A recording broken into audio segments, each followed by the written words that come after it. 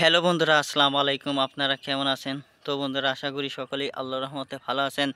তো বন্ধুরা, আজকে আমি খুবই গুরুত্বপূর্ণ একটি শাক নিয়ে আলোচনা করব।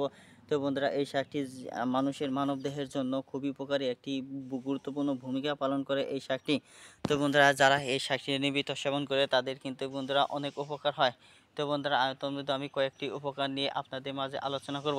তো বন্ধুরা, তার মধ্যে ১ নাম্বার উপকারিতা হচ্ছে, আপনারা কি করবেন, আপনাদের যদি পেটের মধ্যে ঘোড়া কৃমি, বড় কৃমি, যে কোনো ধরনের কৃমি থাকুক না কেন বন্ধুরা, এই কৃমি কিন্তু আপনাদের পেটের জন্য এবং শরীর স্বাস্থ্যের জন্য খুবই ক্ষতি করে থাকে। তো বন্ধুরা, এই কৃমিকে ধ্বংস করতে চাইলে তাহলে কিন্তু বন্ধুরা বিকল্প হিসাবে তোমরা আপনারা বিভিন্ন ডাক্তারখানা ওষুধ সেবন করুন। তারপর কিন্তু বন্ধুরা, ডাক্তারখানা ওষুধ সেবন করার পরও আপনাদের কাজ হচ্ছে না।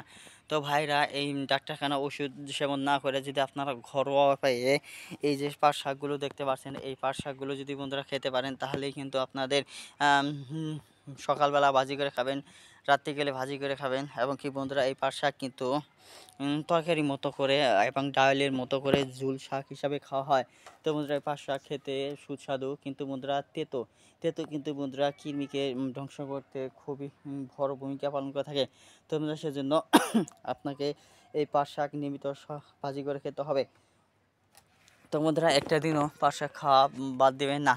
তা আপনারা যদি পাট শাক খান তাহলে আপনাদের পেটের কৃমি থেকে যদি বন্ধুরা রেহাই না পান, তাহলে বন্ধুরা আমাদেরকে পরে বলবেন। তার কারণ হচ্ছে, যারা এই পাট শাকগুলো খেয়েছে তাদের পেটের যাবতীয় সমস্যা থেকে মুক্তি পেয়েছে।